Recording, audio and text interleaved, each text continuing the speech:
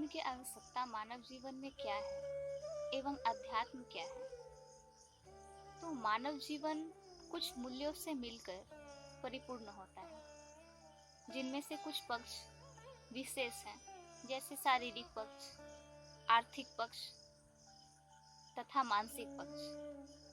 अब तीनों में यदि सामंजस्य या संतुलन सही ढंग से हो पाए तभी मानव जीवन परिपूर्ण होता है, और वही मानव जो इन तीनों संतुलन को बजाय रखते हैं वही आनंद पूर्वक एवं सही ढंग से या सहज रूप से अपने जीवन को जीते हैं।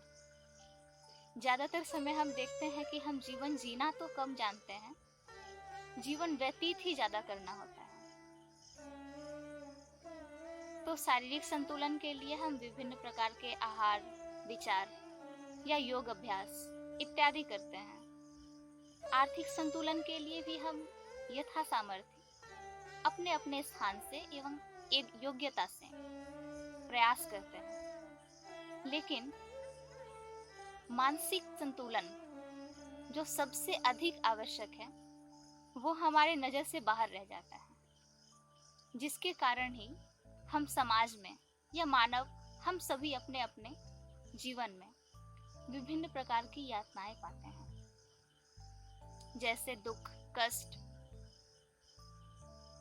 ईर्ष्या, राग, द्वेष इत्यादि इत्यादि।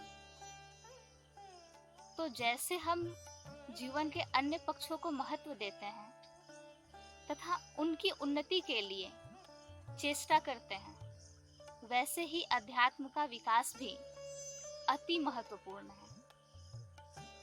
तो सबसे पहले जाने कि अध्यात्म है क्या, क्योंकि किसी भी विषय में कि वो है क्या, इस जानकारी के बिना उसे प्राप्त करने की इच्छा संभव नहीं है। तो अध्यात्म बाहरी कुछ ढांचों को ग्रहण कर लेना ये अध्यात्म नहीं। अध्यात्म है जो मानव के बुद्धि की पूर्ण विकास कर सके, उससे मुक्त कर सके। हम मानव अपने बुद्धि को विभिन्न संस्कारों में बंधे हुए पाते हैं, और समय परिस्थिति के अनुसार जब उसके विपरीत हम पाते हैं खुद को, तो मन अशांत हो जाता है। तो एक दृष्टि से अगर कहें तो जो हमारे मन को सहज शांति प्रदान करे या स्थायी शांति प्रदान करे, वही वास्तविक आध्यात्मिकता है। अध्यात्म का संपूर्ण संबंध हमारे आंतरिक विकास से है या हमारे आंतरिक जीवन से है। तो अब हम बात करेंगे कि अध्यात्म विहीन जीवन एवं अध्यात्म युक्त जीवन दोनों में क्या अंतर है। उदाहरण स्वरूप, यदि एक डॉक्टर है तो उन्हें अपने क्षेत्र की विभिन्न जानकारियां हैं, अच्छी बात है, परंतु उनका सदुपयोग क्या वो सही ढंग से कर पाते हैं? नहीं। विभिन्न समय हम देखते हैं अपने सुविधा के लिए, अपनी कुछ इच्छाओं की पूर्ति के लिए या अपने लाभ के लिए कभी कभी वो रोगियों की जान भी ले लेते हैं। या फिर एक वैज्ञानिक का उदाहरण अगर हम लें तो विभिन्न प्रकार से ये यांत्रिक विकास करते हैं,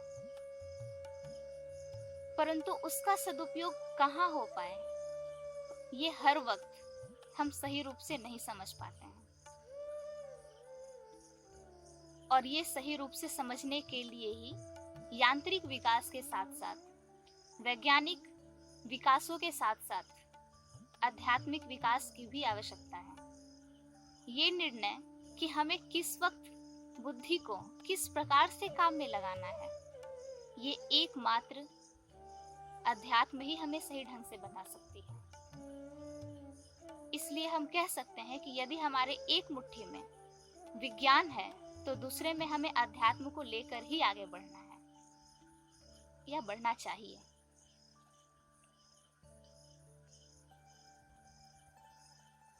तो यांत्रिक विकास करना ये जैसे हुआ एक स्थूल चीज को पकड़ना। लेकिन हमारे देश के या बाहर के साधु, संत, ऋषि या सूफी, इन लोगों ने ध्यान दिया है जीवन मृत्यु, या फिर यूं कहे कि खुद को कैसे जाने। तो ये एक बहुत ही सूक्ष्म चीज को पकड़ने जैसा विषय हो जाता है। तो वैज्ञानिक तो स्थूल चीजों को पकड़ रहे हैं, अर्थात यांत्रिक विकास तो कर रहे हैं, परंतु बाहरी विकास के विपरीत खुद को कैसे जाने कि हम कौन हैं, ये बहुत सूक्ष्म विषय होता है। अध्यात्म का मूल मकसद या लक्ष्य है खुद को जानना। हम कौन हैं? क्या है हमारा असली स्वरूप? क्या ये शरीर, मन या बुद्धि, यही हमारी पहचान है? क्या यहीं तक हम सीमित हैं?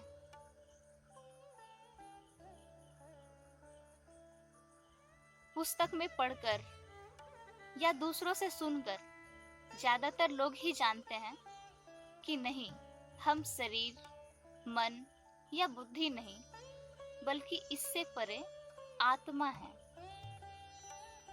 तो ये प्रश्न क्यों नहीं उठती कि ये आत्मा क्या है? या अगर हम ये जानते हैं कि हम आत्मा हैं, तो इसका अनुभव कैसे हो?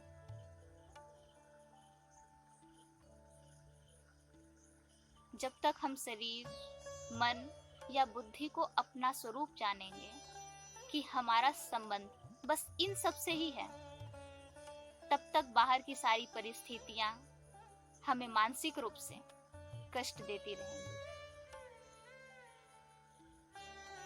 तो जो आपका खुद से परिचय कराए, वो है अध्यात्म।